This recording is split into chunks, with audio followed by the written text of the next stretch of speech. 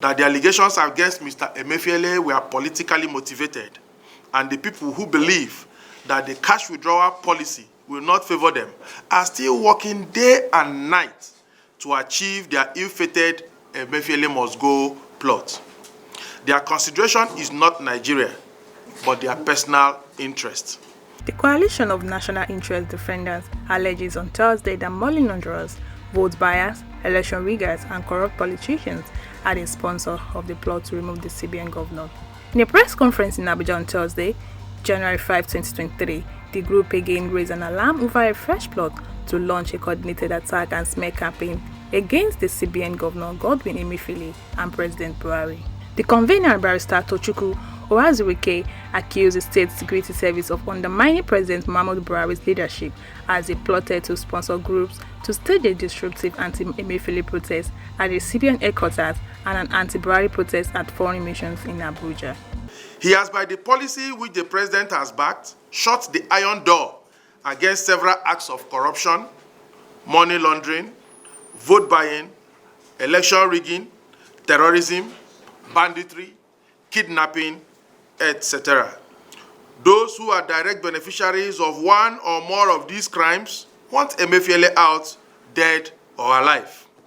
The attack on Emefiele is actually directed at the president who backed these policies, and we insist it must have consequences for those who wanted to throw the country into crisis in a bid to remove the CBN governor and derail the ongoing economic agenda. The coalition had earlier raised an alarm over the alleged plot by the DSS to arrest and remove Emefiele from office. The alleged attempt to arrest and force Emefiele to resign comes after numerous judgments by the courts of competent jurisdiction. Earlier in his ruling, Justice M.A. Hassan of the Federal High Court Abuja stated that a move by the DSS to frame or charge Emefiele for terrorism is vindictive, void, abrasive, illegal, and callous. The High Court of the Federal Capital Territory, in a well-considered judgment, restrained particularly the State Security Service and other security agencies from inviting, arresting, detaining, prosecuting Mr. Emefiele, as the court found that the allegations of terrorism financing and other economic crimes against him were malicious, oppressive, and abrasive, and without any iota of proof to support such.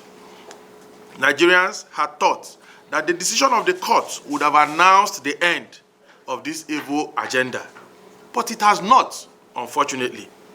These men, who are desperate for the keys to the vote, are still insisting that they will not obey the court order. They are now ashamed to talk about terrorism financing and are now bandying allegations of fraud, diversion of funds, diversion of agricultural loans, and fraudulent forex transactions. This assault on the rule of law is shocking, and this is a criminal act. The attempt to frame a central bank governor with fabricated allegations of terrorism financing and economic crimes built on baseless conjectures is a direct assault on our nation's democracy and failed attempt to tarnish the Buhari regime. While expressing worry over the alleged violation of law by the DSS, they therefore urge all authorities to intervene and call the agency to order.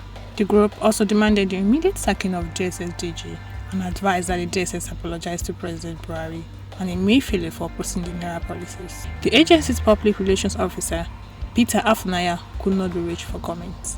Soli, soli, soli,